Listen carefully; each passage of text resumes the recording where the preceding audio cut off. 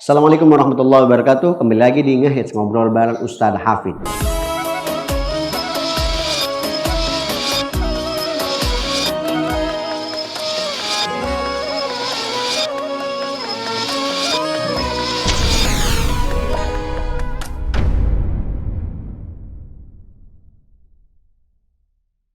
Sebelum kita ngobrol-ngobrol, maka kita alangkah baiknya untuk subscribe dan tekan tombol loncengnya. Jangan lupa juga like dan share sebanyak-banyaknya. Kali ini siapa bintang tamu kita? Seorang guru yang mendirikan sebuah sekolah dengan kepedulian sosial yang luar biasa. Kita tanya saja ya Ibu. Nama Ibu siapa? Saliyah. Ibu Saliyah, SPDI. Ya, Sarjana Pendidikan Islam. Betul ya Bu ya? Ya. Ibu ini memiliki kepedulian dan mungkin kita lihat banyak kasus anak-anak kita tanya, ini mewakili seluruh wali murid di seluruh dunia mungkin yang masih memiliki anak-anak dari usia MI, kemudian SD ya. Ini banyak sekali problem. Kira-kira apa yang selalu Ibu temukan di problem mereka? Untuk sekarang ini problem utama orang tua untuk dalam membimbing putra-putrinya itu kalau di sekolah saya di Ashifa ini itu adalah ADDHD, auto deficit Hyperactive disorder. Ya, hyperaktif ya. Terus yang kedua yaitu borderline, itu keterlambatan belajar. Itu dipengaruhi karena dari sosial juga ya, dari ekonomi juga. Kebanyakan anak-anak yang borderline itu mereka berada di ekonomi menengah ke bawah, jadi kekurangan gizi. Terus orang tuanya penghasilannya juga menengah ke bawah gitu. Jadi dari nutrisi kurang, perhatian orang tua juga kurang. Itu yang kami hadapi masalah anak-anak sekarang. Jadi usia 7 tahun tapi kemampuannya seperti usia 4 tahun. Jadi keterlambatan. Jadi ya kami sebagai guru sangat sulit untuk anak-anak bisa berkembang sesuai usianya. Gitu. Selain itu yang lebih problem lebih dalam. Yang lebih problem ya tadi. Adakah seperti disleksia atau kemampuan membaca atau gimana, atau ADHD atau gitu? Ada juga selain borderline yang paling berat juga ADDHD. Jadi ADDHD itu anak yang kita yang auto deficit itu ya, yang hiperaktif itu. Ya. Kita sudah sebagai guru selalu membimbing, mengajarkan gitu ya. Tapi prakteknya mereka tuh gimana ya, kurang adabnya kurang gitu Pak. Jadi lebih slengian lah kalau bahasa kita. Karena dia itu ADHD itu seperti seperti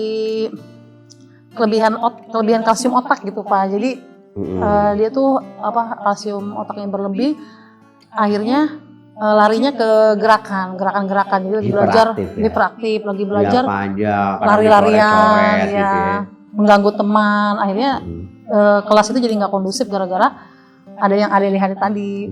Jadi yang lain yang lain disiplin, akhirnya gara-gara yang ada yang hiperaktif jadi terganggu semua belajarnya. Seperti itu.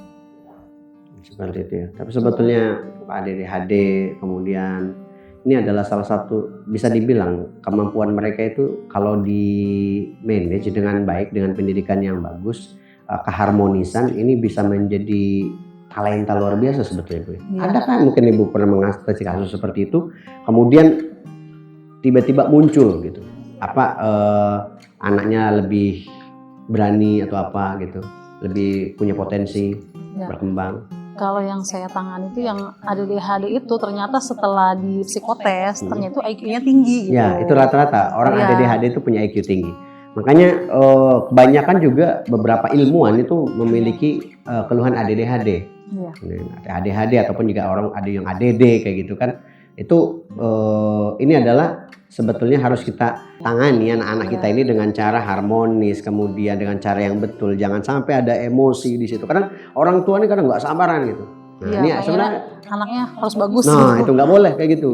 Jadi kalau bahasa kita, setiap anak nih punya speknya masing-masing. Ya, jadi kalau bahasa istilah HP itu ada yang RAM-nya 2 GB, ada yang RAM-nya 6 GB, ada yang 8 GB.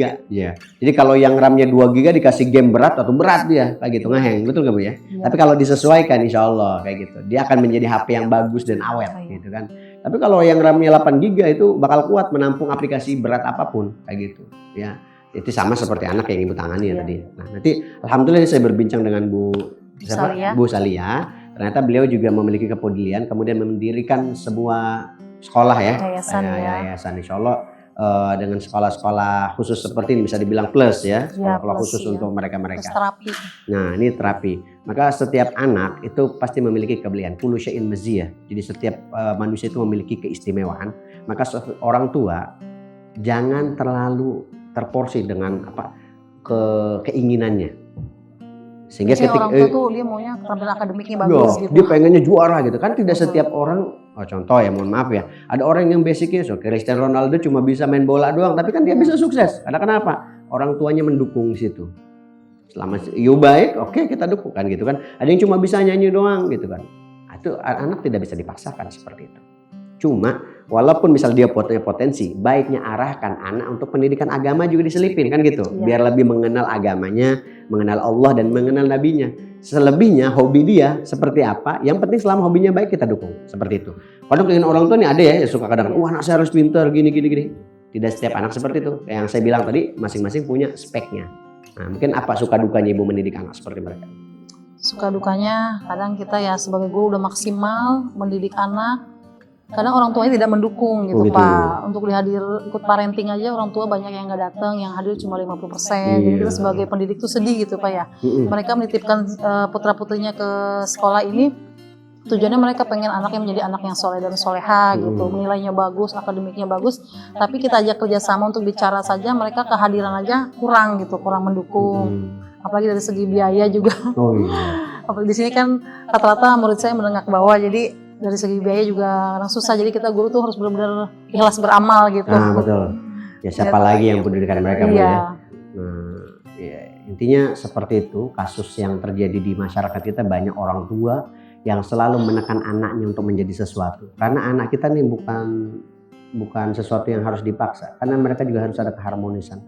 Maka kalau kita mau anak kita bagus, ada istilah children see, children do. Yang dilihat anak itu akan dia lakukan. Kalau kita selalu emosi kepada anak pun akan ikutan emosi. Makanya kita sebagai orang tua jadi contoh yang baik buat anak-anaknya, jadi contoh yang baik buat generasi-generasinya. Nah maka contohkan yang terbaik. Ya, kalau kita makannya, mohon maaf kakinya tumpang tindih, anak kita ikutan. Seperti itu Bu ya. Kurang lebihnya insya Allah nih. Alhamdulillah nih Ibu nih termasuk peduli terhadap pendidikan mereka. Kemudian mendirikan sekolah dengan kualitas bagus, insya Allah dananya menengah ke bawah gitu kan, tapi insya Allah pendidikannya menengah ke atas seperti itu. Nah, dan solusi saya untuk para orang tua, ingat anak kalian memiliki kualitas yang berbeda, speknya berbeda-beda. Ada yang 2 giga, 8 giga, sampai 6 giga.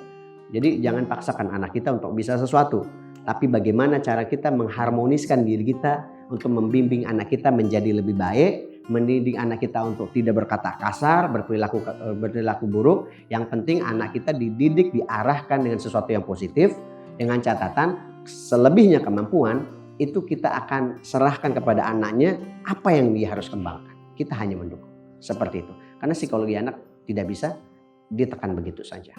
Ya, itu yang banyak juga ya kasus yang saya alami, kemudian yang komunikasi dengan saya, maka saya pesan kepada orang tua, doakan saja anaknya yang terbaik. Ya, kemudian dukung saja anaknya, cuma satu, jangan pernah tunjukkan sesuatu yang buruk kepada anaknya, karena bisa saja anak itu akan mencontoh. Children see, children do. Anak kita akan melihat dan kemudian melakukan. Maka saya pesan kepada seluruh orang tua yang menyaksikan video ini, baiknya kita senantiasa merangkul anak-anak kita. Jadikan anak-anak kita sebagai sahabat. Jangan pernah kita menginginkan dia baik, tapi dengan cara yang benar. Caranya gimana? Tanya kepada orang-orang yang paham tentang psikis anak. Bagaimana? Jangan perlakukan kasar dan lain-lain. Tetap menjadi orang itu yang terbaik, pembimbing yang terbaik, contohkan yang terbaik. Dan ingat, bisa jadi ketika anak kita nakal, bisa jadi kita pernah nakal kepada orang tua. Tabarru aba'akum, tabarrukum abna'akum. Jadi berbuat baiklah kepada orang tua kita, maka anak-anak kita pun akan berbuat baik. Dalam artian kita akan mencontohkan sesuatu yang anak-anak kita akan lihat. Dan insya Allah anak kita itu melihat kita seperti cermin dan akan melakukan apa yang kita lakukan. Ya, jadi terima kasih Ibu. Mudah-mudahan ini menjadi mungkin kalau ada yang terdekat ini ada schoolnya apa namanya? Yayasan Islam Asyifa, Yayasan Islam Asyifa. Asyifa letaknya di Cipete Pinang, Kota Tangerang. Cipete Pinang, Kota Tangerang. Nah, ini kalau yang di sekitar sini boleh, insya Allah ini bagus pendidikannya. Saya lihat tadi kurikulumnya saya baca, alhamdulillah, insya Allah anak-anak kita akan dibimbing sesuai dengan kapasitasnya masing-masing. Insya Allah, semoga pertemuan ini bermanfaat. Tetap lihat, saksikan Ngehits, ngobrol bareng Ustaz Hafid, dan jangan lupa share, subscribe, dan tekan tombol loncengnya, klik tombol loncengnya. Insya Allah banyak informasi-informasi yang bermanfaat yang kita bisa bicarakan di sini. Wassalamualaikum warahmatullahi wabarakatuh.